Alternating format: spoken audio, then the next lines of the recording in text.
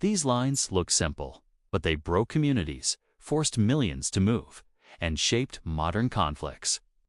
They were drawn with rulers on maps, often thousands of miles away from the people whose lives they would forever change.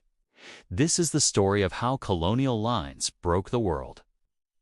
In the late 19th and early 20th centuries, European powers gathered not to build bridges, but to draw walls. At conferences like the one in Berlin, they divided entire continents like puzzle pieces, completely ignoring the complex tapestry of cultures, languages, and communities that had existed for centuries. Their goal wasn't to create stable nations.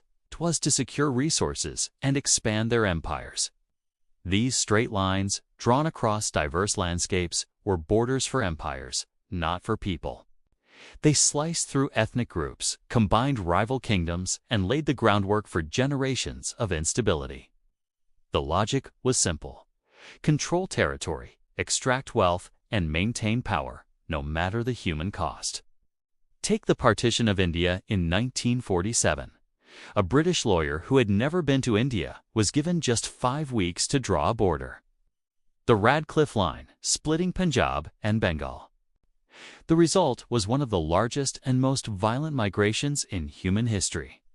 In a matter of days, over 15 million people were forced to move, leaving behind their homes, their histories, and everything they knew. Hindus and Sikhs found themselves on the Pakistani side, and Muslims on the Indian side, sparking chaos and unimaginable violence. Entire communities were torn apart, families were separated forever, and the trauma of this division still echoes across South Asia today. It wasn't just a line on a map.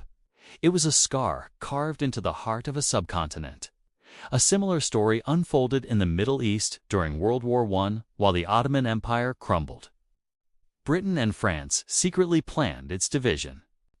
The Sykes-Picot Agreement of 1916 drew arbitrary lines across the region, creating the modern states of Iraq, Syria, and Lebanon. This agreement completely disregarded the people living there, most famously the Kurds, a distinct ethnic group with their own language and culture. The Kurds suddenly found their homeland split between 4 new countries: Turkey, Syria, Iraq, and Iran. They became one of the largest stateless nations in the world. For over a century, their aspirations for self-determination have been met with conflict and suppression, a direct consequence of a secret deal made by foreign powers. And then there's Africa, a continent whose modern map is the most telling example of colonial cartography. The straight lines and sharp angles that define many African nations weren't drawn by Africans. They were decided in European capitals.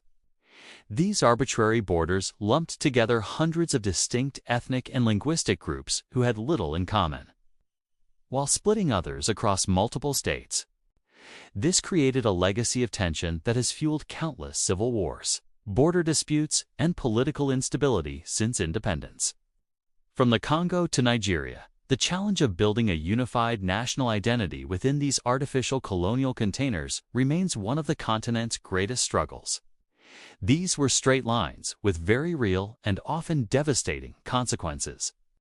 From the refugee camps on modern borders to the ethnic conflicts that still rage today, the legacy of these colonial lines is all around us.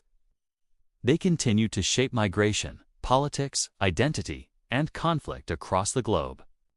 It's a powerful reminder that history isn't just in the past. These lines were never just lines. They are the unsettled debts of an era that continues to define our present. Thanks for watching.